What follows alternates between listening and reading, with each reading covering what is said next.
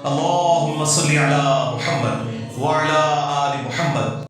جو ہمارے والدین اور آباء و اجداد، علماء اور بزرگوں کے غلط بتائے ہوئے دین پر چل کر اس دنیا فانی سے چلے گئے، ان کی بخشش اور اصالہ ثواب کے لیے کوئی وظیفہ، وہ تو اللہ کی مرضی ہے کہ بخشے نہ بخشے۔ آپ کا کام یہ ہے کہ آپ نے فوت شدگان کے لیے دعائے مغفرت کرنی ہے، آپ کو تو اللہ نے حکم دیا ہے، ربنا اغفر لنا ولإخواننا الذین سبقونا بالایمان۔ سورۃ الحشر کی آیت نمبر 10 ہے۔ اہل ایمان کی نشانی ہے کہ وہ دعا کرتے ہیں کہ اے اللہ ہمیں بھی بخش دے، اور جو ایمان کی حالت میں ہم سے پہلے لوگ گزر چکے ہمارے بھائی، ان کو بھی بخش دے، اور ہمارے دل میں ان کے لیے کوئی میل باقی نہ رکھ۔ تو یہ تو اللہ نے ہمیں حکم دیا ہے، باقی قبول ہونا نہ ہونا یہ اللہ کی مرضی ہے، آپ نے تو یہ کام کرنا ہے۔ اور اس کے بعد دوسرا کرنے کا کام یہ ہے کہ ان بزرگوں کو ایکسپوز کریں کہ جنہوں نے آپ کے آباء و اجداد کو، ہمارے آباء و اجداد کو ورغلایا، تاکہ ہماری آنے والی نسلیں ان کے شر سے بچ جائیں۔ اور تیسرا کام جو کرنے کا ہے وہ یہ ہے کہ قیامت والے دن ان کے اوپر لعنت بھیجیں گے، جب بالکل ایک چیز عیاں ہو جائے گی۔ وہ قرآن میں رپورٹ ہوا ہے سورۃ الاحزاب کے اندر کہ قیامت والے دن وہ لوگ کہ جن کی پیروی کر کے لوگ گمراہ ہوئے تھے اور جہنم میں پہنچے تھے، وہ کہیں گے ہمارے بزرگوں کو دگنا عذاب دیں۔ تو خدا نہ خواستہ اگر ہمارے آباء و اجداد ان کی وجہ سے جہنم میں پہنچے تو وہ ان پہ لعنتیں بھیج رہے ہوں گے، اور ہم انشاءاللہ تعالی جنت میں لعنتیں بھیج رہے ہوں گے ان کے اوپر، ان پہ دگنا عذاب آئے کہ انہوں نے ہمارے بزرگوں کو گمراہ کیا۔ تو وہ قیامت کے دن کے لیے سورہ حامیم السجدہ میں آیا کہ اے اللہ جن و انس میں سے وہ لوگ ہمارے حوالے کر جنہوں نے ہمیں دنیا میں گمراہ کیا، آج ہم اپنے پاؤں کے نیچے انہیں روندیں جن کی وجہ سے ہم گمراہ ہوئے۔ تو آخرت میں تو سب نے یہ کچھ کرنا ہے۔ بہتر یہ ہے کہ دنیا میں آپ یہ نعرہ لگا لیں، کیا میرے نبی سا ہے ہی کوئی نہیں، تیرے بابے تھے شاہ ہی کوئی نہیں۔ ادھر تو نعرہ یہ ہے، ہاں قیامت والے دن انشاءاللہ تعالی جنتیوں کا رجز یہ ہے انشاءاللہ۔ میرے بڑے بھائی کی شادی کو 8 سال ہو گئے، ایک بیٹا پیدا ہوا جس کے بعد میں انتقال ہو گیا، اب اولاد نہیں۔ میرا بھائی پہلے باقاعدگی سے نماز پڑھتا تھا، اب چھوڑ گیا ہے۔ ان کو کوئی مشورہ دیں۔ کیا مشورہ دے رہی بھائی؟ مشورہ یہی ہے کہ اللہ سے ناراضگی کس چیز کی بھائی؟ اگر آپ کا یہ اصول مانا جائے کہ کوئی غم پہنچنے پہ آپ نے اللہ کو چھوڑ دینا ہے، تو اس سے اگر آپ کا غم دور ہو جاتا ہے تو ضرور کر لیں آپ۔ For the sake of argument میں یہ بات کر رہا ہوں۔ خوشی ہو غمی ہو اللہ ہی ہمارا سہارا ہے۔ اللہ کے نیک بندوں کو اتنی تکلیفیں پہنچی ہیں تو یہ تو کوئی ایسی تکلیف نہیں ہے۔ لوگ تو تکلیف کی وجہ سے اللہ کی طرف پلٹ آتے ہیں۔ یہ بہت بڑی بدبختی ہے آپ کے لیے کہ آپ اللہ سے دور ہو گئے۔ سید انور کو دیکھیں، اس کی 8 سال کی بیٹی فوت ہوئی تو اس نے اللہ کی طرف راستہ اختیار کیا۔ تو آپ کے سامنے اتنی بڑی مثال موجود ہے۔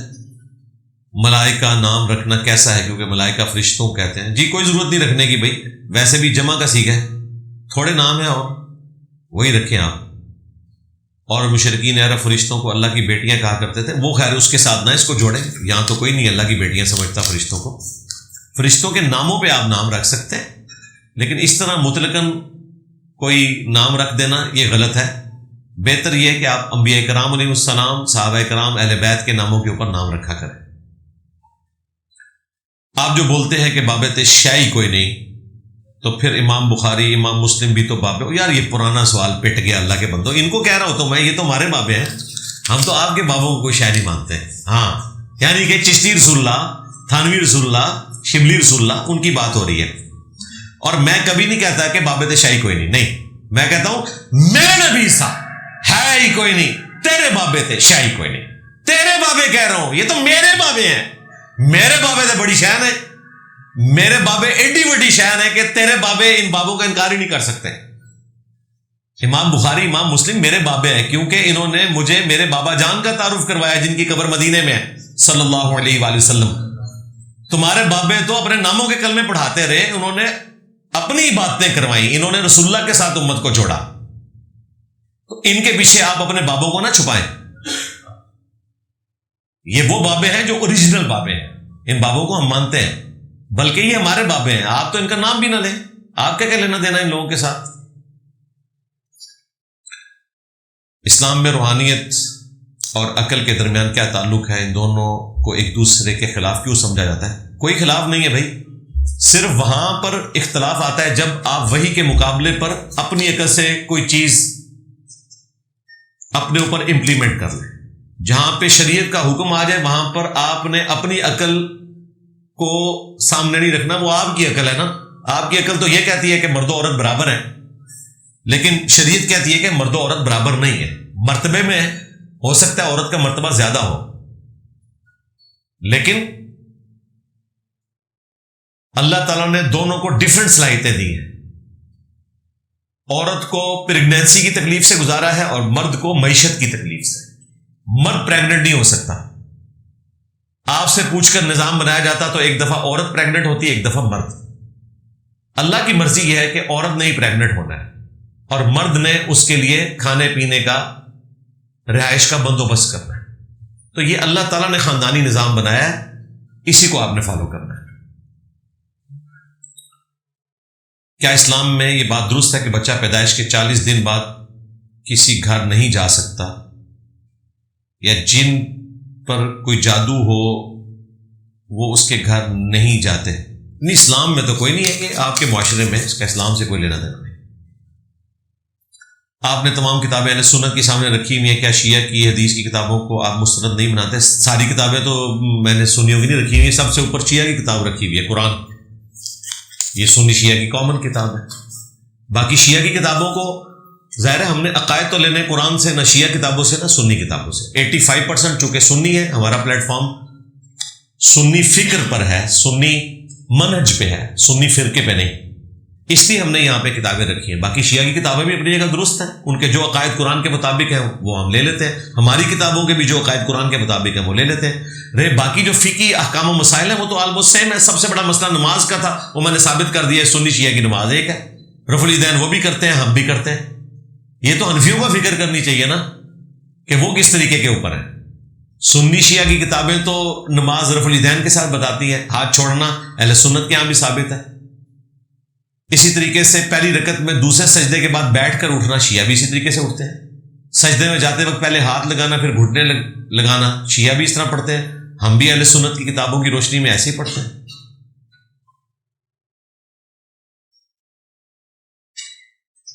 علی بھائی ٹیبل کے سامنے لکھے ہوئے باقی اشعار کیوں ختم کر دیے ہیں؟ اب ایک ہی ہے جی، ایک ہی کافی ہے. ہاں، اس نے ساری کی ساری چیزوں کو کور کر دیا، اس پہ زور لگانا ہے. دیکھیں نا، تبدیلی بھی تو اسی کے بعد آئی ہے. رولا اس ٹائم یہی پہ ہے، ہر بندہ کہتا ہے جی وہ بابے بابے بابے، یہی تو ہے سارا مسئلہ. اس لیے میں نے جب 3 ملین سبسکرائبر ہوئے تھے اس پہ تفصیلی ویڈیو میں کہا تھا کہ یہ رڈز ہے، اس کے بعد کسی اور چیز کی ضرورت نہیں ہے. جامعہ ترمذی میں سنن نسائی الکبریٰ میں یہ حدیث موجود ہے، جب آخری 3 صورتیں نازل ہوئیں تو نبی علیہ السلام نے باقی دعائیں چھوڑ کر ان 3 صورتوں کو لے لیا تھا، سورۃ الاخلاص، سورۃ الفلق اور سورۃ الناس. اس میں ساری دعائیں آ جاتی ہیں. اسی لیے دیکھیں صبح شام 3 دفعہ ہیں یہ صورتیں. ہر فرض نماز کے بعد بھی ایک دفعہ نبی علیہ السلام نے تعلیم فرمایا. ابو داؤد ترمذی میں حدیث موجود ہے. تو اس میں ساری دعائیں آ جاتی ہیں. تو یہ جو ہمارا رڈز ہے نا، میرے نبی سے ہے ہی کوئی نہیں، تیرے بابے تے شاہی کوئی نہیں، اس کے اندر سب کچھ آ جاتا ہے الحمدللہ. دنیا میں سب سے بڑا ایسا کون سا گناہ ہے جس کی معافی نہیں ہے؟ کوئی ایسا گناہ نہیں ہے جس کی معافی نہ ہو بھائی. آخرت میں معافی نہیں ہے شرک کی، دنیا میں ہر گناہ کی معافی ہے، شرک کی بھی معافی ہے. بلکہ سورۃ الفرقان میں آیا شرک، قتل نہ حق اور بدکاری، اس سے بھی کوئی توبہ کر لے تو ہم نہ صرف معاف کر دیں گے بلکہ اس کے گناہوں کو بھی نیکیوں سے بدل دیں گے. لہذا کوئی ایسا گناہ نہیں ہے جس کی دنیا میں معافی نہ ہو. جو معافی نہیں ہے وہ آخرت کا ذکر ہے. اگر دنیا میں معافی مانگ لی تو آخرت میں کوئی پکڑ نہیں ہوگی. موسیقی والی نعت سننا جائز ہے اسلام میں؟ موسیقی والی ہو بغیر موسیقی والی ہو، نعتیں تو زیادہ تر شرکی ہیں، نعتیں تو ہے ہی نہیں ہیں، وہ استغاثے ہیں جس میں مدد مانگی گئی ہے. یہ کوئی نعت نہیں ہوتی. نعت میں تو نبی الاسلام کی تعریف کی جاتی ہے. تو باقی یہ موسیقی والی نعتیں سننے کی ضرورت نہیں ہے، آپ وہ نعتیں سنیں جن کے اشعار بھی درست ہوں اور مہذب انداز میں پڑھی گئی ہوں۔ فقہ جعفریہ میں نماز مکمل ہونے پر دونوں طرف سلام پھیرنے کی بجائے ہاتھ سے 3 دفعہ رفع الیدین کرتے ہیں، اللہ اکبر کہتے ہیں۔ ان کے ہاں روایتیں موجود ہیں، ہمارے ہاں بھی ہیں لیکن وہ کمزور ہیں۔ بہرحال شیعہ کے ہاں دونوں طریقے درست ہیں۔ ایران میں دونوں طریقے سے نماز کو مکمل کیا جاتا ہے، سلام پھیر کر بھی اور اس طریقے سے بھی۔ یہ کوئی بڑا مسئلہ نہیں، اصل چیز ہے خروج بالسنعی ہی، یعنی نماز کو مکمل کرنا۔ انور بی بی دربار، ہمارے گاؤں میں ایک عورت کا دربار ہے۔ انور صاحب، انور بی بی، نہ انوار نہیں، انور لکھا ہے، واو تو بعد الف کوئی نہیں ہے، انور ہے۔ انور بی بی دربار، ہمارے گاؤں میں ایک عورت کا دربار ہے جس کے بارے میں لوگوں کا یہ عقیدہ ہے کہ اگر اس دربار میں کوئی مرد داخل ہو تو وہ مر جائے گا یا وہ بیمار ہو جائے گا، کیونکہ اس عورت کو مردوں سے پردہ ہے، اس کی وجہ سے یہ سب کچھ ہوتا ہے۔ کہانیاں یار جھوٹ ہے، اللہ کے بندو، اس طرح کے آپ سوال کر کے خام خواہ بزرگوں کی مٹی پلید کرواتے ہیں، اس طرح کی کوئی چیز نہیں ہے۔ ہاں، آپ صلی اللہ علیہ وآلہ وسلم نے فرمایا جس کا میں مولا اس کا علی مولا۔ اس حدیث سے پہلے قرآن کی کون سی آیت؟ وہی النبی اولا بالمؤمنین من انفسہم، یہ والی آیت سورۃ الاحزاب کی کہ نبی مومنین کی جانوں پر ان سے بڑھ کر حق رکھتے ہیں اور نبی کی بیویاں امت کی مائیں ہیں، یہ والی آیت مبارکہ ہے اس حدیث میں۔ کیا ولایت علی کو تسلیم کیے بغیر ایمان مکمل ہو جاتا ہے؟ بھائی ایمان کا تعلق اللہ، رسول، قرآن اور آخرت، ختم نبوت کے ساتھ ہے۔ شخصیات کے بارے میں ہمارا موقف یہی ہے کہ جو شخصیات اللہ اور اس کے رسول کے ساتھ جڑی ہیں آپ ان کا احترام کریں۔ اگر کوئی ان کا احترام نہیں کرتا یا انہیں نہیں مانتا تو اس کا اور اس کے رب کا معاملہ ہے، ہم اس کی اصلاح کی کوشش کریں گے، اس کو اس حوالے سے ہم زبردستی منوانے کی کوشش نہیں کریں گے۔ باقی جو غلوف کے درجے میں چیزیں آئی ہوئی ہیں ان کا تو کوئی اس سے تعلق نہیں ہے۔ شیعہ نے جو ولایت علی کو اس حوالے سے پیش کیا تو دین میں اس طرح کی کوئی چیز نہیں ہے جو انہوں نے اس طریقے سے پریزنٹ کی ہے۔ کیا عورت مخصوص ایام میں درود شریف پڑھ سکتی ہے؟ جی درود شریف تو پڑھ سکتی ہے، قرآن پاک نہیں پڑھ سکتی، وہ منع ہے۔ قرآن کے سوا باقی ساری چیزیں۔ اللہ کا عرش جو پانی پر تھا سورہ ہود، لیکن اللہ تو مکان، زمان اور جسم سے پاک ہے، تو اللہ کا عرش، تو اللہ کے عرش کا ذکر ہو رہا ہے نا بھائی، اللہ کا ذکر تو نہیں ہو رہا نا۔ اللہ کا عرش اس کی مخلوق ہے، اللہ کا تخت حکومت، اللہ عرش پر ہے، یہ اس طرح نہیں جس طرح میں کرسی پر ہوں، یہ متشابہات ہیں، ہم صرف ان پر ایمان رکھتے ہیں، ان کی تفصیلات اللہ تعالیٰ کے سپرد کرتے ہیں۔ تو اللہ کا عرش پانی پر تھا نا، اللہ تو پانی پر تو نہیں تھا نا۔ باقی میں نے اس کے اوپر کافی ڈسکشن کی بھی ہے، استواء علی العرش کا عقیدہ، وہ میری ویڈیو آپ دیکھ لیں۔ آپ نے انجینئرنگ کا پروفیشن ہی کیوں چنا، کوئی اور کیوں نہیں؟ میرا شوق تھا اس طرف، میتھمیٹکس، فزکس کی طرف، اس وجہ سے۔ جو سورہ التحریم کی آیت نمبر 1 میں نبی الاسلام نے اپنے اوپر حرام قرار دیا، وہ کیا تھا؟ شہد تھی یا روٹی تھی؟ دونوں روایتیں موجود ہیں جی۔ اصل مقصد یہ ہے کہ نبی الاسلام کو یہ بتایا گیا کہ حلال کردہ چیز آپ نے اپنے اوپر حرام نہیں کرنی۔ اگر کسی پر جادو ہو جائے تو کوئی بابا بتا سکتا ہے کہ جادو کس نے کروایا؟ وہ لڑائی ڈلواتے ہیں، اس طرح تو نہیں پتہ چلتا۔ باقی جادو کا علاج قرآن و سنت کی روشنی میں جو کرتے ہیں ان سے کروائیں۔ کیا نیچے سے پینٹ فولڈ کر کے نماز ہو جاتی ہے؟ جی ہو جاتی ہے، ظاہر ہے آپ نے ٹخنے تو ننگے کرنے ہیں۔ بہتر تو یہ ہے کہ پینٹ چھوٹی ہو، لیکن اگر پینٹ لمبی ہے تو آپ نے ٹخنے ننگے کرنے کے لیے اسے فولڈ کرنا یہ درست ہے۔ تفصیلی ویڈیو اس پہ ریکارڈ ہے۔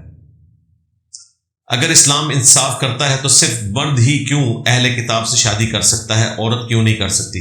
یہ تو ایک سہولت دی گئی ہے، ادروائز تو اس کی بھی ضرورت کوئی نہیں تھی، اور یہ بھی کوئی حکم نہیں دیا گیا، صرف اجازت دی گئی ہے۔ تو آپ اس اجازت سے اگلا حصہ بھی مانگنا چاہ رہے ہیں، یہ بھی پہلے بھی فالتو ہے، ہاں یہ ذہن میں رکھیں، یہ آپ کو چنگے کے طور پر دیا گیا ہے۔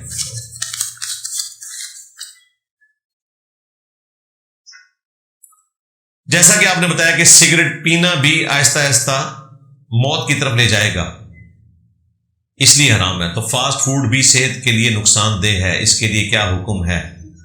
یار جو فوڈ ہے وہ تو آپ کی نیڈ ہے نا، سگریٹ تو آپ کی نیڈ نہیں ہے نا، یہ ایک اضافی چیز ہے نا، دونوں چیزوں کو کمپیئر نہ کروائیں.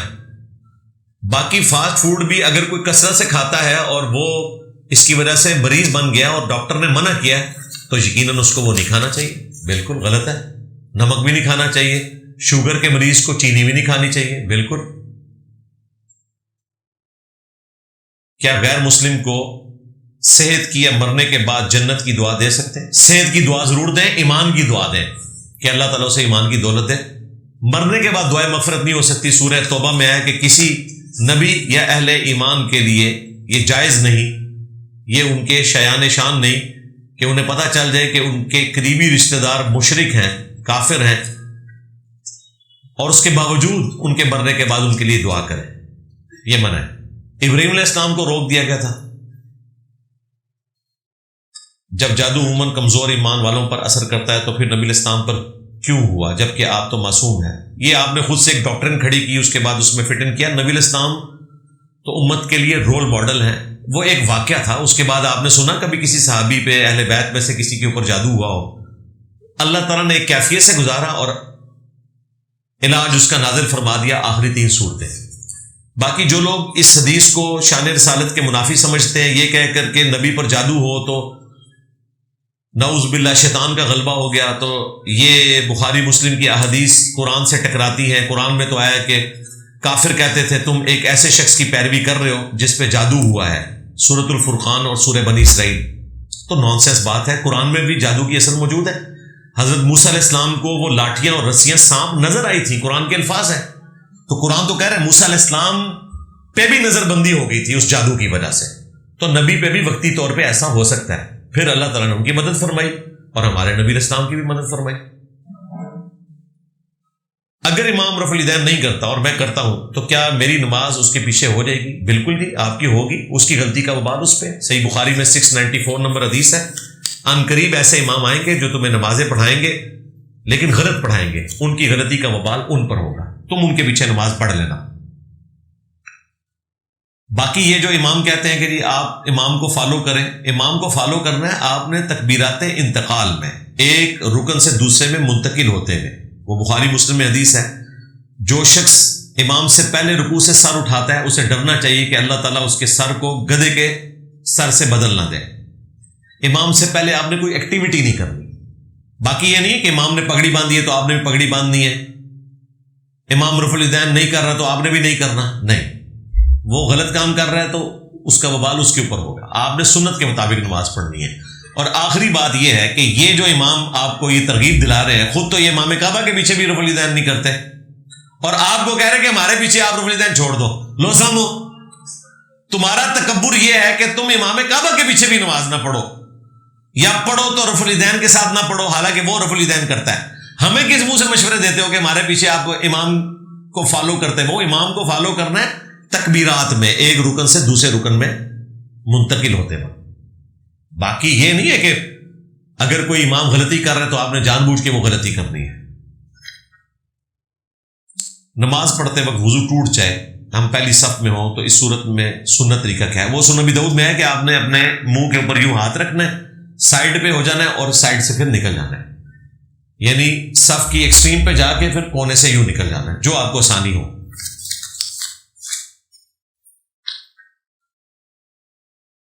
صحیح بخاری کی اصل پہچان کیا ہے؟ اس کے صحیح ہونے کی دلیل کیا ہے؟ علماء اپنی بخاری نکالتے ہیں، کیا مطلب؟ بخاری تو ایک ہی ہے جی دنیا میں، کون سے علماء نے نکالی ہے؟ کوئی نہیں ہے. کس عالم نے نکالی ہے بخاری؟ ترجمہ کرتے ہیں، بخاری تو ایک ہی ہے. باقی صحیح بخاری اہل سنت کے یہاں صحیح ہے، آپ کو دلیل کی ضرورت ہی نہیں ہے. دلیل وہاں ہوتی ہے جہاں اختلاف ہو. جب سارے سنی مان رہے ہیں تو پھر بات ختم ہوگی. ہاں اگر کوئی منکرین حدیث ہو کے اس کی دلیل مانگے گا پھر بخاری پہ بات نہیں ہوگی، پھر حجیت حدیث پہ بات ہوگی کہ حدیث الگ سے کوئی چیز موجود ہے، سنت کی کیا اہمیت ہے. بخاری کا نمبر تو بعد میں آئے گا. اگر وہ کہتا ہے میں سنی ہوں پھر بخاری آؤٹ آف کوسچن ہے. میں نے اپنے شناختی کارڈ پر اصلی والد کا نام لکھوانے کے لیے کیس کیا لیکن میں ناکام ہوا، تو میں نے اپنا فرض ادا کر دیا۔ چلے کر دیا، لیکن عموماً بول چال میں بتانے میں آپ اپنے اصلی والد کا نام ہی بتائیں۔ لے پالک جو ہیں ان کا کام ہے کہ وہ اپنے گارڈین کا نام نہیں بتائیں گے والد میں، سرپرست میں بتا سکتے ہیں۔ والد وہی ہے جو آپ کا اوریجنل والد ہے۔ کیا صحیح بخاری دین کی کتاب ہے یا تاریخ کی کتاب ہے؟ جی دین کی کتاب ہے۔ جی اگر اس کو تاریخ کی کتاب آپ کہہ رہے ہیں تو قرآن بھی تاریخ کی کتاب ہے۔ قرآن میں تاریخ بیان نہیں ہوئی ہے، انبیاء کی تاریخ بیان ہوئی ہے، پورے واقعات بیان ہوئے ہیں۔ تاریخ کہہ کے آپ نے کسی چیز کو ڈیگریڈ کرنا ہے، نعوذ باللہ، تو تاریخ کی کتاب نہیں ہے۔ جس طرح قرآن پاک میں انبیاء کرام کی بایوگرافی اور تاریخ بیان ہوئی ہے، اس طرح احادیث میں نبی الاسلام کی بایوگرافی اور تاریخ بیان ہوئی ہے۔ تو دین کی کتابیں جی، دونوں ہی دین کی کتابیں بھائی۔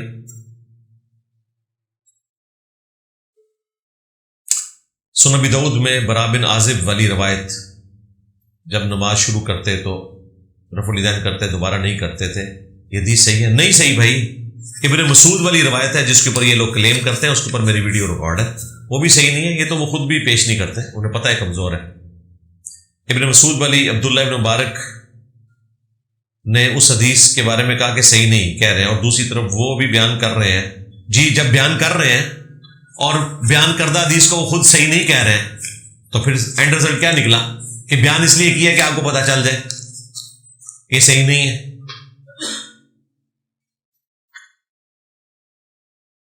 کیا بچوں پر والدین کے لیے گناہوں کی سزا آتی ہے؟ بچوں نے اپنے اعمال کا خود جواب دہ ہونا ہے، اولاد نے اپنے ماں باپ کے کرتوتوں کا جواب نہیں دینا۔ ہاں، ماں باپ نے غلط تربیت کی تو اولاد کے غلط کرتوتوں کا وبال ان پر بھی ہوگا، ان کے ماں باپ پہ بھی ہوگا۔ باقی جنرل اصول قرآن میں آیا وَلَا تَزِرُ وَازِرَةٌ وِزْرَ أُخْرَىٰ، کوئی بوجھ اٹھانے والی جان دوسری جان کا بوجھ نہیں اٹھائے گی۔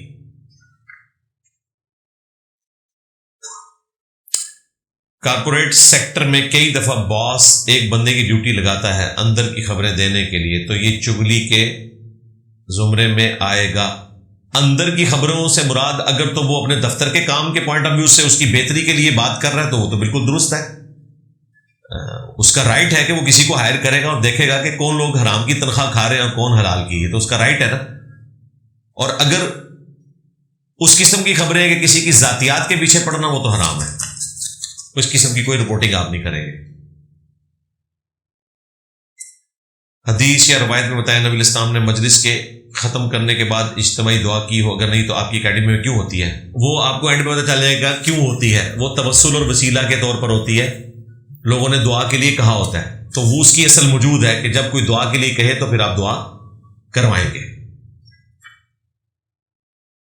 ایک ویڈیو میں آپ نے بتایا تھا کہ محرم میں کالا لباس پہن سکتے ہیں، کوئی حدیث یا روایت بتائیں۔ میں نے روایت کیوں بتانی ہے؟ روایت تو آپ نے بتانی ہے۔ حلال کہنے کے لیے تو روایت کی ضرورت نہیں ہوتی ہے، حرام کہنے کے لیے ہوتی ہے۔ ہر چیز اپنی اصل میں حلال ہے جب تک کہ اسے حرام نہ کر دیا جائے۔ یہ تو آپ نے بتانا ہے کہ منع کہاں ہے، ہم نے تو یہ ثابت کرنا ہے کہ کالا لباس پہننا سنت ہے، تو جب سنت ہے وہ کسی بھی وقت پہنی جا سکتی ہے، سوائے اس کے کہ نبی الاسلام منع کر دیں کہ اس وقت آپ نے نہیں کرنا، پھر ظاہر منع ہو جائے گا۔ جس طرح جامع ترمذی میں حدیث ہے،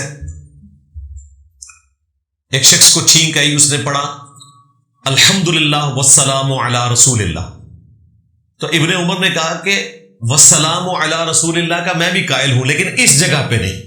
وہ تو الگ سے درود شریف ہے، ہم پڑھتے ہیں، ہم مانتے ہیں، لیکن چھینک کے ساتھ آپ نے یہ نہیں پڑھنا، کیونکہ نبی الاسلام نے چھینک کے ساتھ ہمیں کیا تعلیم کیا ہے؟ الحمدللہ۔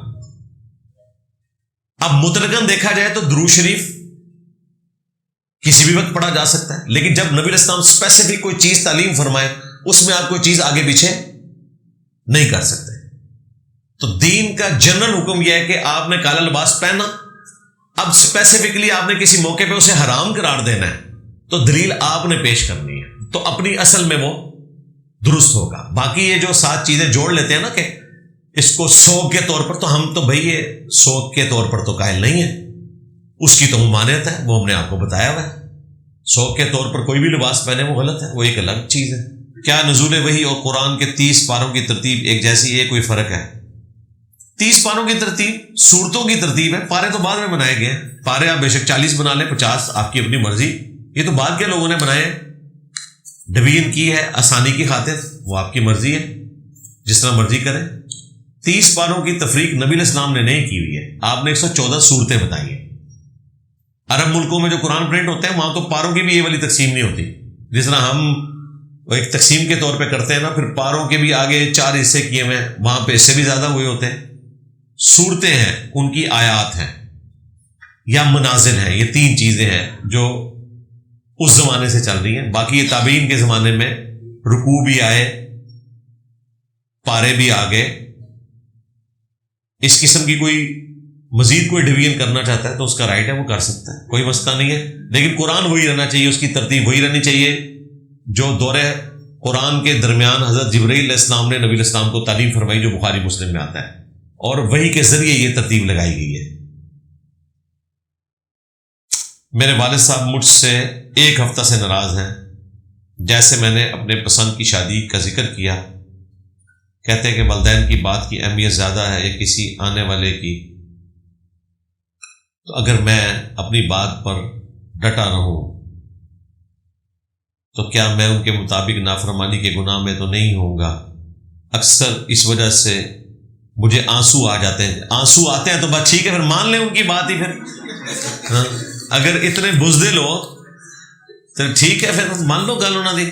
باقی آپ کا رائٹ ہے جہاں مرضی شادی کریں. ماں باپ کوئی زبردستی نہیں کروا سکتے.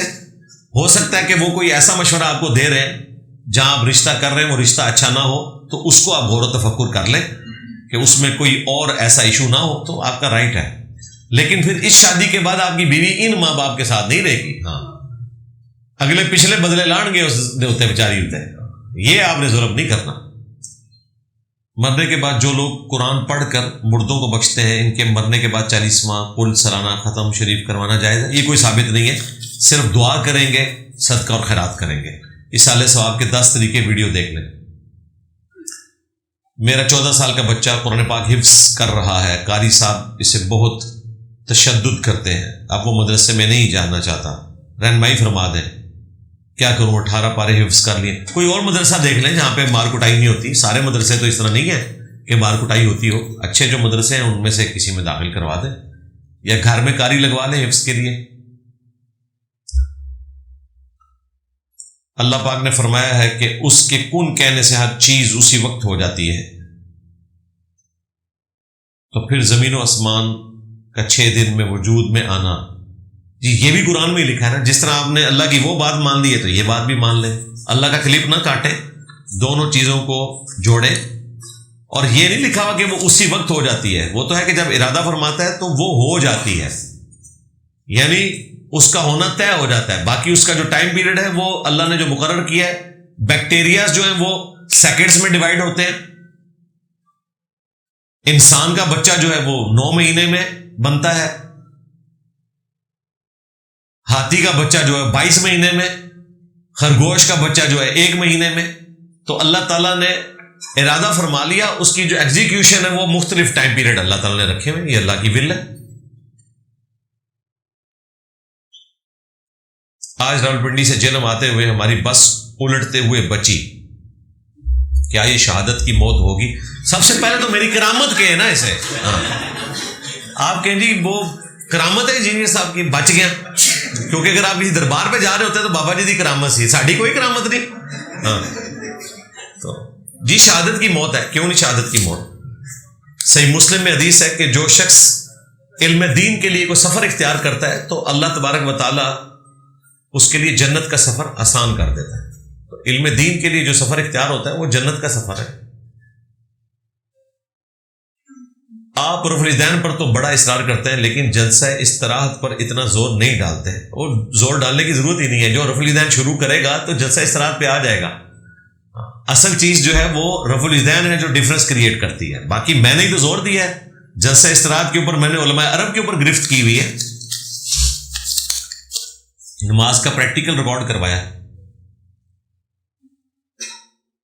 میرا ایک بریلوی عالم سے سامنا ہوا. ان سے نیاز کے مسئلے پر بحث ہوئی تو انہوں نے دلیل دیتے ہوئے کہا کہ آپ جو نماز پڑھتے ہیں وہ کون سی اللہ کی ہے وہ بھی تو فجر کی ظہر کی نماز ہوتی ہے. میرا خیال ہے ایسے بندے کو پاگل خانے میں داخل کروائیں. ہاں اس بندے کو مسجد میں نہیں کسی پاگل خانے میں ہونا چاہیے. ہاں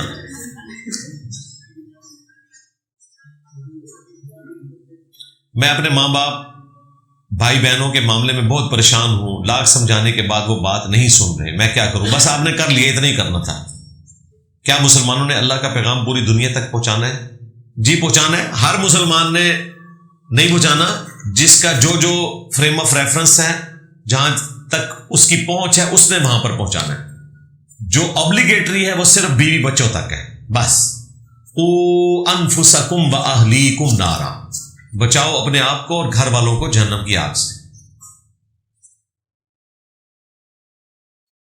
مجھے یہ بات اکثر سننے کو ملتی ہے کہ جس کی نماز اثر رہ جائے گی تو اس کے اس دن کے سارے اعمال ضائع ہو جائیں گے. یہ جعلی روایتیں گھڑی ہوئی.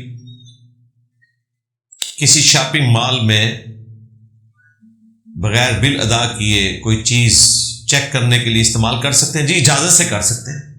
باقی یہ ہے کہ عصر کی نماز چھوٹ جائے تو یہ حدیث ہے بخاری میں کہ نبی الاسلام نے فرمایا کہ گویا کہ اس کا گھر بار سب کچھ تباہ ہو گیا. یعنی وہ انٹینسٹی بتانے کے لیے ہے. اتنا عصر کی نماز کی تاکید والا معاملہ ہے. یہ نہیں ہے کہ اس نے جو فجر پڑھی تھی وہ ضائع ہو گئی. یہ کہیں نہیں لکھا ہوا بھائی. جو آدمی یا امام اللہ کے نبی الاسلام کے طریقہ کے مطابق نماز پڑھائے ان کے پیچھے نماز ہو جائے گی. جی کیا مشرک اور بدعتی امام کے پیچھے نماز ہو جاتی ہے؟ شرک والے امام کے پیچھے نماز، یہ آپ میری ویڈیو دیکھ لیں. کیا قرآن آج بھی اصلی حالت میں موجود ہے؟ کچھ شیعہ عالم اس کو درست نہیں مانتے. تو شیعہ کے نزدیک جو اس کو درست نہ مانے قرآن کو وہ تو کافر ہے. وہ شیعہ تو نہیں ہے. شیعہ تو اسی قرآن کو مانتے ہیں. جن کو آپ شیعہ سمجھ رہے ہیں وہ شیعہ ہے ہی نہیں ہے. فیوچر ٹریڈنگ حلال ہے یا حرام؟ فیوچر ٹریڈنگ درست نہیں ہے. باقی حلال اور حرام کاروبار کے 4 اصول ویڈیو دیکھیں. سیدہ حلیمہ سعدیہ جو آپ الاسلام کی دائی ماں تھیں، ان کا ذکر کتابوں میں رپورٹ ہوا ہے، لیکن عرب کے کسی اور بچے کی دائی کا ذکر نہیں ملتا. آپ نے کون سی بھائی تحقیق کر لی ہوئی ہے؟ سارے عرب کی بایوگرافی، نبی الاسلام کی بھی بایوگرافی جو ہے وہ کسی خاص حد تک ملتی ہے. اس زمانے میں ساروں کی تو نہیں لکھی جاتی تھی. باقی شیعہ کی جو ریزرویشن تھی، تو ابھی جو محمد فلم انہوں نے بنائی ہے، نبی الاسلام کا بچپن دکھایا ہے، اس میں تو یہ پورا حلیمہ سعدیہ والا واقعہ انہوں نے فلمایا ہے. وہ آپ دیکھ لیں. شاہ ولی اللہ نے الفوز الکبیر فی اصول تفسیر لکھا ہے کہ یہودیوں نے بائبل مقدس میں الفاظ تبدیل کیے. یہودیوں نے؟ میں جاننا چاہتا ہوں کہ یہ بات دین اسلام میں کب پہنچی. یہ قرآن میں ہے کہ جنرل ذکر ہے کہ یہود و نصارہ جو ہے وہ خود سے چیزیں لکھ کر اللہ کی طرف منسوب کر دیا کرتے تھے. تو ورژنس تو موجود ہے نا جی. کئی الفاظ جو ہیں وہ وقت کے ساتھ نکالے گئے. یہ کنگ جیمز ورژن اس وقت جو بائبل کا چل رہا ہے یہ فائنل کیا گیا ہے. تو اتنے عرصے بعد جو فائنل ہوا ہے تو ظاہر ہے بیچ میں لوگوں نے چیزیں داخل کر دی تھیں. اور اس کے پیچھے ریزن یہ ہے کہ مسلمانوں کے ہاں اللہ کی کتاب اور نبی الاسلام کے فرامین الگ الگ ہیں. یعنی حدیث کی کتابیں الگ ہیں، قرآن الگ ہے. اہل کتاب کے ہاں وہ سارا اکٹھا ہے سب کچھ. اس کی وجہ سے اس میں ایسی چیزیں داخل ہو گئی اور وقتاً فوقتاً وہ نکالتے رہتے ہیں. بیگوٹن لفظ نکال دیا انہوں نے. پہلے تھا یعنی صلبی بیٹا عیسیٰ ابن مریم. ویسے اگر کوئی عیسیٰ ابن مریم یا کسی انسان کو اللہ کا بیٹا کہتا ہے ان معنوں میں کہ اللہ پالنے والا ہے اور وہ اس کی مخلوق ہے، تو پہلے یہ ٹرم یوز ہوتی تھی. ولد نہیں ہو سکتا، بیگوٹن نہیں ہو سکتا. جس طرح آپ لوگ بھی کہتے ہیں کہ اس سال 40 لاکھ فرزندان توحید نے حج ادا کیا، تو توحید کے بیٹے تو نہیں نا. توحید کے بیٹے کہہ رہے ہوتے ہیں، تو وہ بیگوٹن کے معنوں میں نہیں، توحید والے.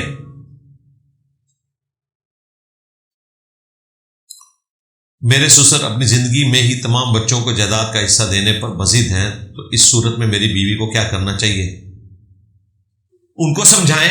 ادروائز ٹھیک ہے، پھر ان کو بتائیں کہ زندگی میں اگر آپ نے دینا ہے تو پھر سب کو برابر دینا ہوگا، حصہ لے لیں. کیا لمبے ہوائی سفر میں کھڑے ہو کر نماز نہ پڑھنے کی اجازت ملے تو بیٹھ کر نماز پڑھ سکتے ہیں؟ بالکل پڑھ سکتے ہیں، کوئی مسئلہ نہیں، شرعی عذر ہے. حضرت چراغ دہلوی خلیفہ خواجہ نظام الدین اولیاء کا واقعہ ہے کہ حضرت چراغ الدین نے اپنی ٹانگ میں آگ لگا دی تھی تاکہ مہمانوں کو کھانا تیار کر سکے. اللہ کے فضل سے آپ کی ٹانگ بھی سلامت رہی اور کھانا بھی پک گیا. کیا جھوٹی کہانی؟ جی میں نے ان تمام کہانیوں کا پوسٹ مارٹم کیا. اپنے آپ کو آگ لگانا حرام ہے جی. کھانا پکانے کے لیے، کسی اور چیز کے لیے اپنے آپ کو کسی بھی طریقے سے نقصان پہنچانا یہ منع ہے. یہی لوگ آپ کو شیعہ جو چھری کے ذریعے ماتم کرتے ہیں اس کو حرام کہتے ہوئے دکھائی دیں گے. ان کے بابے اپنے آپ کو آگ میں جلاتے رہے ہیں اور وہ کہتے ہیں حلال ہے. دیکھ لیں ان کی دوگلی پالیسی. اور یہ کچھ بھی نہیں کیا. ایڈا بابا ہے جنہوں کوئی بڑا یقین ہے اپنے ہوتے کہ انہوں آگ لاؤ تو انڈیا پک سکتی ہے تو ساڑھے کو بھیجو. ساڑھے ناشتے ہوتے تقریباً کوئی دوسرے تیسرے ہفتے ایک سلنڈر لگ جاتا ہے. بابا ہی پھاڑ کے تھے بن لویے. لیکن پہلے سٹامپ پیپر تے اپنی جان دے اعتبار معافی لکھ کے دے گا. ہاں امت محمدیہ کا اجماع ہے کہ سید البشر حضرت ابوبکر صدیق ہے. اس بارے میں احادیث میں کیا ہے؟ امت محمدیہ نہیں کہ امت محمدیہ کے ایک اچھے خاصے حصے کا یہ نظریہ. ظاہر ہے شیعہ تو اس کو نہیں مانتے. اہل سنت کے ہاں بھی ایک چھوٹا طبقہ ہے جو حضرت علی کو افضل مانتا ہے. تو باقی یہ ہے کہ احترام سب کا ہونا چاہیے. ہم تو چاروں خلفاء کو امت میں ٹاپ پہ مانتے ہیں، خلفاء راشدین کو. آج کے دور میں اگر دو گروپس کا آپس میں ایک دوسرے کو قتل کرنے کا ارادہ ہو تو کیا قتل کرنے والا شہید ہوگا؟ جنرل سوال نہ پوچھیں. قصاص کون کون لے سکتا ہے، رشتہ دار یا کوئی اور؟ اس میں سے کیا نکالنا چاہ رہے ہیں؟ مجھے نہیں سمجھ آئی کیا نکالنا چاہ رہے ہیں. جوڈیشری کے تھرو بھائی ہوگا. اور ظاہر ہے کہ ورثاء ہی لیں گے. رشتہ دار بھی ورثاء جو ہیں. قانون آپ نے خود ہاتھ میں نہیں لینا. آپ کا ماننا ہے کہ ووٹنگ سسٹم میں عام عوام بھی ووٹ ڈالنے کے برابر کے حقدار ہیں، تو عام ناخواندہ لوگ اگر اکثریت میں ہوں تو غلط نمائندہ نہیں چن لیں گے، تو پڑھے لکھے کون سا اچھا چن لیں گے؟ آپ ناخواندہ آپ کس کو کہتے ہیں بھائی؟ آپ کے نزدیک وہ ناخواندہ ہے نا. اگر کوئی بھیڑ بکریاں چرا سکتا ہے تو آپ کے نزدیک وہ ان پڑھ ہے اپنی فیلڈ میں، تو وہ پی ایچ ڈی ہے بھائی. اس طریقے سے مجھے بتائیں کیا بریلویوں کا مولوی اہل حدیث کے علماء کے نزدیک عالم تصور ہوگا؟ وہ تو کہیں گے گمراہ ہے، مشرک ہے، ناخواندہ ہی سمجھتے ہیں. انسانوں کے ووٹ برابر ہی ماننے پڑیں گے، اس کے بغیر کوئی چارہ نہیں ہے. اگر کوئی شخص نکاح طلاق کے مسائل نہ جانتا ہو لا علمی کی وجہ سے، اگر کیا ہو گیا جی وائف کا مہر اس کی اجازت کے بغیر استعمال کر لیا تو کیا نکاح نہیں ٹوٹے گا؟ اس کو بس دینا جی مہر کے اگینسٹ ہی، اس کو حق مہر کے اگینسٹ ہی آپ کے لیے وہ حلال ہوئی تھی نا، تو آپ دے دیں، کوئی مسئلہ نہیں.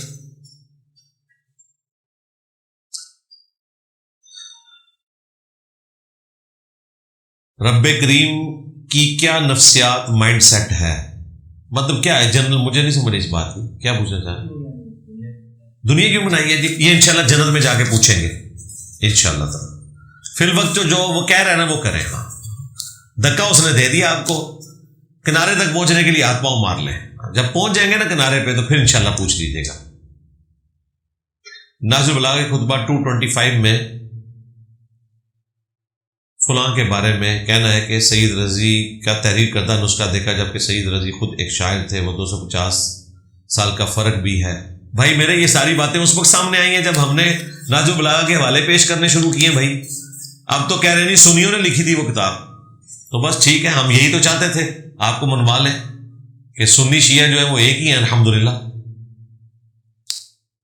ملک پاکستان کو کسی ادارے نے فتح نہیں کیا تو اس کی ہزاروں ایکڑ زمین عوام کا حق ہے، ان کو کیوں نہیں دیا گیا؟ کیا ایک بالش مطلب کیا؟ مجھے نہیں سمجھ آ رہی. اس میں سوال تو لکھے کیوں نہیں ہوا؟ یہ تو کہانی لکھی ہوئی ہے نا آپ نے. آپ کی جرت یہ نہیں ہے کہ سوال صحیح طریقے سے لکھے تو میں جواب کیوں دوں گا؟ ہاں اگر آپ فوج کی طرف اشارہ کر رہے ہیں تو بھائی فوج کا جو حق ہے نا وہ آئین میں رکھا گیا ہے. آپ نے اگر آئین کو تبدیل کرنا تو ضرور کریں، ٹھیک ہے؟ تو پھر ہم بھی آپ کے ساتھ کھڑے ہوں گے. اگر آئین میں کوئی حق نہیں دیا گیا اور زبردستی رہتے ہیں تو غلط ہے بالکل، لیکن وہ چیز آپ کو ثابت کرنی ہوگی نا پہلے. ایک مسلمان دوسرے مسلمان کو نماز پڑھنے نہیں دیتا، نماز نہیں پڑھنے دیتا، یعنی وہ فرقوں کا جو اختلاف ہے، اس پر شریعت کیا کہتی ہے؟ نماز نہیں پڑھنے دیتا جماعت کے ساتھ، شریعت یہ کہتی ہے کہ آج آپ نے سن لیا کہ اس سے بڑا کوئی ظالم نہیں ہے جو مسجد میں اللہ کے ذکر سے روک دے، یہ ہے جی وہ ظالم ہے، اور ظالموں پر اللہ کی لعنت ہے۔ جب فرعون نے ڈوبتے وقت ایمان لایا تو اس کا ایمان قبول نہیں، لیکن یونس علیہ السلام کی قوم جب عذاب دیکھ کر ایمان لائی تو ایمان قبول کر لیا۔ جی آپ نے یہ اللہ کا قریب کاٹا ہے، دیکھیں آپ نے لکھ بھی دیا ہے، قرآن کی 2 آیات میں تضاد نہیں ہے، کوئی تضاد نہیں ہے، بظاہر ہے لیکن آپٹیمل سولوشن ہے، قرآن خود ہی کہہ رہا ہے کہ صرف یونس علیہ السلام کے کیس میں ایسے ہوا ہے، اس کے سوا نہیں ہوا۔ تو تضاد کہاں سے ہوا؟ وہ ایکسیپشن بتائی ہے، اور اس کے پیچھے ریزن یہ تھی کہ یونس علیہ السلام وحی کا انتظار کیے بغیر وہاں سے چلے گئے تھے، ان کی جو یہ اجتہادی غلطی تھی وہ امت کے حق میں کریڈٹ بن گئی، یہ وجہ تھی اس کی۔ اگر اسلام میں میوزک سننا جائز ہے جس میں شرک یا حرام الفاظ نہ ہو، تو آج کل انڈیا کا ریپ میوزک سننا درست ہے؟ کیونکہ یہ سن کر پاکستان کے بہت سے لوگ بھی گانا شروع کر دیتے ہیں، کیا اسلام میں جائز؟ جی شاعری اگر درست ہے، اچھی ہے، تو ضرور اس شاعری کو بیان کریں۔ نبی الاسلام نے بخاری مسلم میں 100 سے زیادہ اشعار ایک صحابی سے سنے تھے، سواری کے پیچھے وہ بیٹھے ہوئے تھے، لیکن اگر اس سے عقائد کسی کے خراب ہوتے ہیں، نظریات خراب ہوتے ہیں، بے حیائی کے اوپر مبنی ہے، تو وہ غلط ہے۔ قرآن کا ترجمہ کس عالم کا یا اسکالر کا پڑھیں؟ جو آپ کو اچھا لگتا ہے آپ پڑھیں، ایک دفعہ قرآن کا ترجمہ پڑھے صحیح۔ ہاں ہم ریکمینڈ کرتے ہیں مولانا مودودی کا ترجمہ سب سے بہتر ہے، یہاں سے آپ کو مل بھی جائے گا، فتح محمد جلندری صاحب کا بھی، اسی طریقے سے پیر کرم شاہ صاحب الازہری صاحب کا بھی اچھا ترجمہ ہے، ڈاکٹر طارق قادری صاحب کا بھی۔ باقی جو بیچ میں انہوں نے لچ فرائی کیے ہوئے نا، بریکٹیں ڈال کے، حاشیے لکھ کے، ان کو چھوڑیں، آپ صرف ترجمے کے اوپر تفکر کریں۔ شیعہ کا لنگر کھانا جائز ہے جو کہ ماتم کے بعد دیتے ہیں، اگر اللہ کے نام کا دے رہے ہیں تو جائز ہے، اگر وہ اللہ کے نام کا نہیں ہے تو نہ میلاد کا کھانا آپ کھا سکتے ہیں، نہ 11ویں کا کھا سکتے ہیں، نہ آپ محرم کا کھا سکتے ہیں۔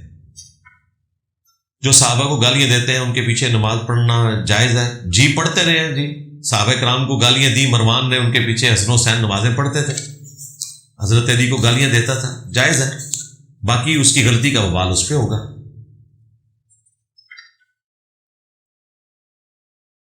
میں میڈیا اسٹڈیز کا اسٹوڈنٹ ہوں اور یہ ڈگری کرنے کے بعد کون سی ایسی میڈیا کی فیلڈ ہے جس کی کمائی حلال ہو سکتی ہے؟ بھائی میری تو فیلڈ نہیں ہے، میں آپ کو کیا بتا سکتا ہوں، کسی میڈیا والے سے ہی پوچھیں، میں تو آپ کو گائیڈ نہیں کر سکتا۔ میرے والدین بریلوی ہیں اور میں انہیں توحید بتاتا ہوں تو وہ کہتے ہیں کہ ان باتوں سے ہماری دل آزاری ہوتی ہے اور یہ بہت بڑا گناہ ہے، کیا اس وجہ سے میں ان کے سامنے توحید بیان کرنا چھوڑ دوں؟ بھائی تھوڑا وقفہ دیں، ہو سکتا ہے زیادہ ہی آپ نے توحید ان کو سکھا دی ہے تو اس لیے وہ فی الوقت ان کو گیپ دیں۔ اگر کسی نے کسی کے پیسے 2 نمبری سے کھائے تو اسے واپس کرنے کے لیے اسے بتانا ضروری ہے یا ویسے بھی واپس کر دیں تو ہو جائیں گے؟ بتانے سے اگر فتنے کا اندیشہ ہے تو بتانا کوئی ضروری نہیں ہے۔ اگر کوئی شخص ناحق قتل ہوتا ہے تو کیا اس کے گناہ قاتل کے کھاتے میں پڑ جائیں گے؟ اگر قاتل کو سزا نہیں ہوئی دنیا میں، یا وہ رسا نے معاف نہیں کیا، یا بلڈ منی اس نے نہیں دیا، تو ظاہر ہے کہ اس کے کھاتے میں پڑیں گے، بہت بڑے لیول کا اس نے جرم کیا۔ اور اگر اس نے دنیا میں سزا بھگت لی یا آپ کے ورثاء نے آپ کے بعد صلح کر لی یا بلڈ منی لے لیا تو پھر اس کے اوپر کوئی وبال نہیں ہوگا۔ اسلام میں کزن میرج جائز ہے جبکہ سائنس اسے جنیاتی بیماریوں کا سبب قرار دیتی ہے۔ حرام تو ہم نہیں کہہ سکتے، باقی آپ بہتر سمجھتے ہیں، اگر آپ کو لگتا ہے کوئی سائنٹیفک ایشو ہو سکتا ہے تو آپ اس کو اوائڈ کر سکتے ہیں، یہ آپ کا رائٹ ہے۔ اختلاف کیوں ہے؟ کیا اسلام میں اس قسم کا کوئی مشورہ؟ جی اسلام نے آپ کو دنیاوی معاملات کے اندر اوپن چھوڑا ہوا ہے، اگر کوئی چیز آپ کو تجربے سے حاصل ہوتی ہے تو آپ اس کو فالو کر سکتے ہیں، لیکن حرام والا معاملہ نہیں کریں گے، یہ آپ کا رائٹ ہے۔ جس طرح تعبیر نحل والا واقعہ ہے، کھجوروں کے نر اور مادہ کا ملاپ کیا جاتا تھا، صحیح مسلم میں حدیث ہے، اس پہ نبی علیہ السلام نے کیا فرمایا؟ انتم اعلم بامر دنیا کو، تم دنیا کے کاموں کو بہتر سمجھتے ہو۔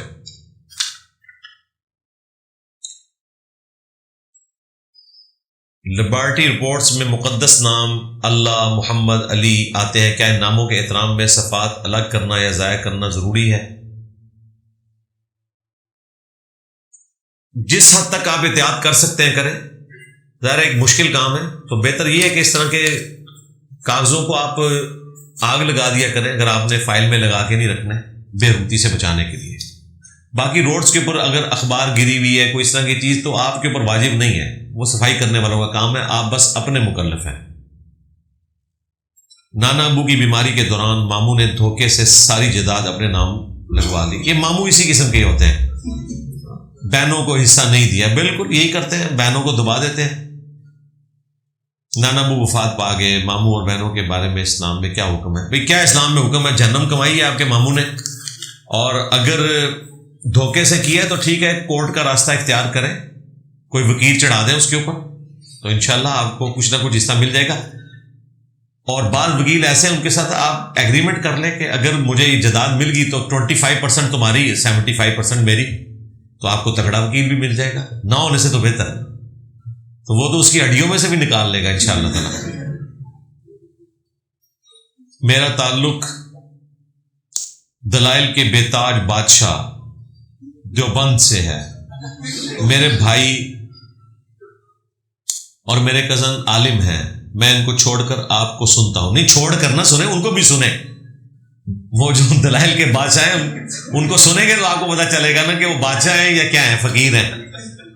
وہ مجھے بولتے ہیں کہ تم قادیانی بن کر ہی رہو گے، ان کو کہ قادیانی والی نماز تو آپ کی ہے، ہاں تم انجینئر کو سنتے ہو، کیا میں واقعی ایسا ہو جاؤں گا؟ بھائی بات یہ ہے کہ اگر آپ کو وہم لاحق ہے تو آپ پہلے تحقیق کر لیں، آپ بس اسی بات پہ تحقیق کریں کہ قادیانی والی نماز جو ہے وہ حنفیوں کی ہے یا ہماری ہے، تو آپ کو پتہ چل جائے گا قادیانیوں کے راستے پہ کون ہے، تو قادیانی تو حنفی ہے بھائی۔ کیا ون ویلنگ کرنا جائز ہے؟ ون ویلنگ کرنا جائز ہے اگر آپ اس فیلڈ کے ایکسپرٹ ہیں، لیکن کسی گراؤنڈ میں، روڈز کے اوپر ایکسپرٹ کے لیے بھی جائز نہیں ہے۔ خود تو آپ نے حرام موت مرنا ہے، کسی اور کو تو نہ اس کیٹیگری میں فال کریں، اس اعتبار سے تو یہ بالکل غلط ہے۔ اور اگر آپ کو بھی خدشہ ہے کہ اپنے آپ کا نقصان کر بیٹھیں گے تو بھئی اس قسم کی کوئی ایکٹیویٹی کرنا درست نہیں ہے۔ لے جی، آپ کا سارا تھدا میں نے اللہ کے فضل سے مکمل کر دیا، کوئی ایک پرچی بھی ایسی نہیں ہے جو میرے پاس آئی ہو اور میں نے اس کا جواب نہ دیا ہو، مختصر ضرور دیا، ہر دفعہ میں نے تفصیلاً کسی پرچی پہ نہیں بولنا، ورنہ تو میں ایک ایک پرچی پہ بھی ایک گھنٹہ آپ کو انٹرٹین کر سکتا تھا قرآن و سنت کی روشنی میں، جھوٹ بول کر نہیں، انٹرٹین کرتا اور پازیٹیو انٹرٹین کرتا، لیکن میں نے ساری پرچیوں کو کور کرنا تھا تاکہ آپ کی تسلی ہو جائے، باقی میری تفصیلی ویڈیوز ریکارڈ ہیں۔ اچھا میرے بھائیوں، کافی سارے بھائیوں نے بہنوں نے دعاؤں کے لیے کہا ہے، پرچیوں کے ذریعے بھی پورے ہفتے لوگ کہتے ہیں، اس لیے ہم وسیلہ اور توسل کے طور پر یہ دعا کرواتے ہیں۔ وسیلہ اور توسل کے طور پر کسی کی ریکویسٹ کے اوپر دعا کروانا یہ سنت ہے، بخاری مسلم میں احادیث موجود ہیں، جمعے کے خطبے میں لوگوں نے دعاؤں کے لیے کہا تو نبی الاسلام نے دعا کی۔